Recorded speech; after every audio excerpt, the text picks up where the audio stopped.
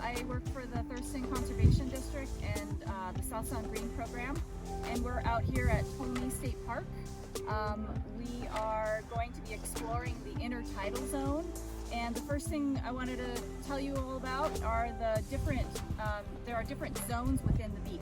So we're just going to kind of go through each of those zones, talk about what makes them unique and what unique organisms find their niche in that place where they live. They have these special special adaptations to their habitat. So where I'm standing right now, this is the high intertidal zone, and you can see a line of detritus that's kind of washed up on the beach. So that's called the rack line, and that's just little bits of seaweed and sticks, sometimes crab molts, that get washed up at the high tide. So we can tell that the tide has come up at least this far in recent times. It can come up higher on extreme high tides so that it actually goes over this little isthmus, maybe not entirely, but creeps up closer to the boardwalk. And so here, the types of organisms that we find in the rack line are things like little isopods, little jumping sand fleas, different sometimes terrestrial insects that live on land a lot of the time but find their way down here as well. So we'll take a close-up look at some of these things.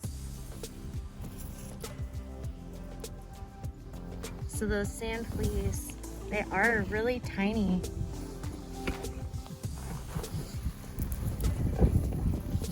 Oh yeah, there's an example of a couple kinds of algae, some red algae, brown algae, and green algae.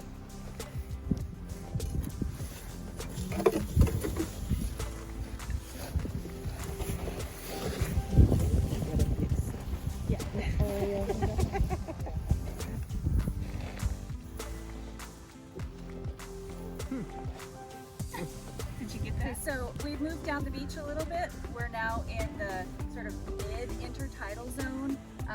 I'm noticing that the area, the sand around my feet is a lot wetter here. There's a lot of green sea lettuce that's still alive, and there are a ton of critters starting to walk around on the ground just kind of around our feet. So things that you might see here include shore crabs and lots of barnacles, maybe some mussel shells. So these are things that have adaptations that can survive being outside of the water for extended periods of time.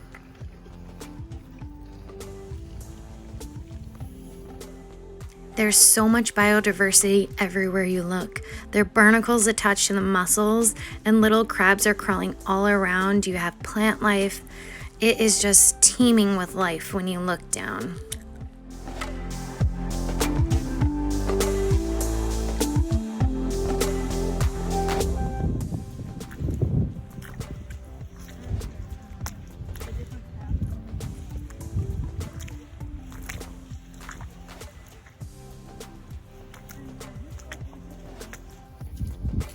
Okay, so now we've moved even farther down the beach. We're just kind of at the beginning of the low intertidal. So this is an area that's typically underwater, where the tide doesn't come this far out. And so when you look on the ground, the substrate or the base of the ground that we're standing on is mostly sand, whereas before it was kind of rocks and a mix of sand and rocks. So that has changed. There are a few large boulders, and on those boulders are attached just a ton of sea life that have grabbed on, cemented themselves to that rock as a way to prevent themselves from being washed away. There's different algae, there's barnacles, mussels, and then also there are little divots in the sand, and those are kind of like little tide pools. So a lot of the sea life congregates in those little tide pools, and they're finding cover under the sea lettuce.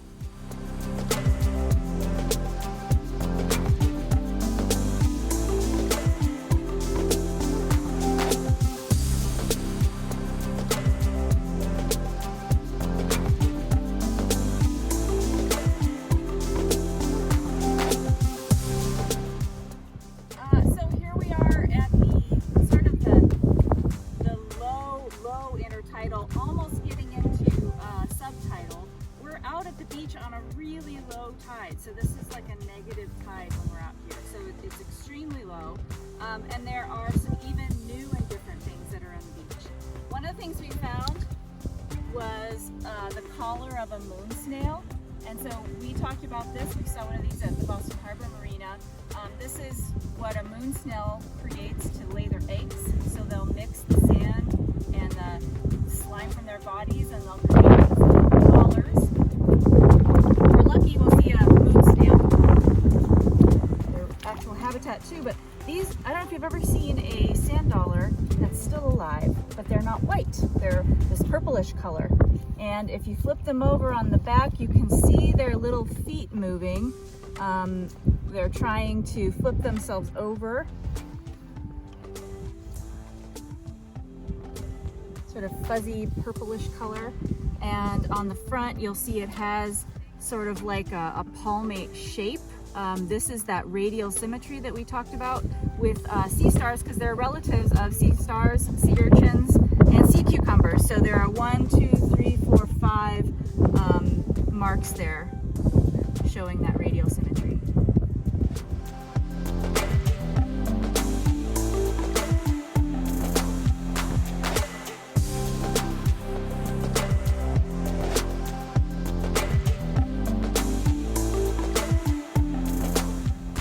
Hi, this is Mrs. Glock from Camachin. We're at Tolmie and we are really close to the water line here. And one thing when you're walking down the beach is really important to just like take in all the sights. And something that's kind of camouflaged in that I'm going to bring your attention to, if we can look down here, a lot of you when you are walking down the beach, you might see this, and the first thing you might think of is that it's like a stick. So it's very camouflaged in. But connected to this is a tube worm that's buried deep down into the sand.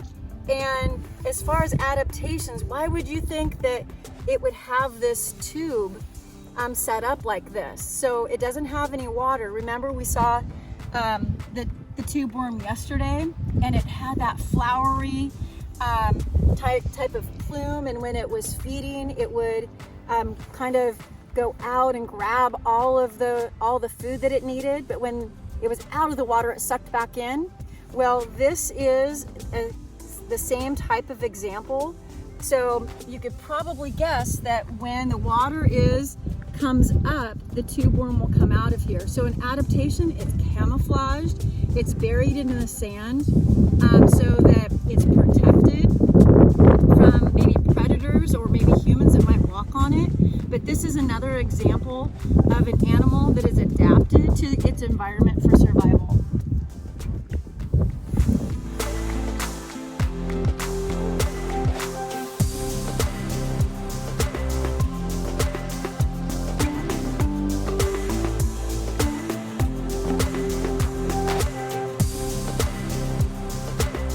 Hi, this is Mrs. Stanley. I'm a science teacher at Camachin Middle School, and I am out at Tolmie and wanted to show you this amazing oyster bed.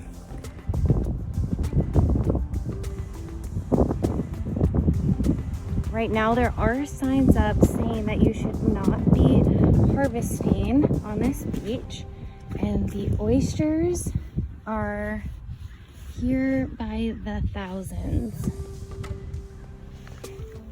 So to give you kind of an up-close look, attached to these oysters, you also have mussels and barnacles, and we have some sand dollars.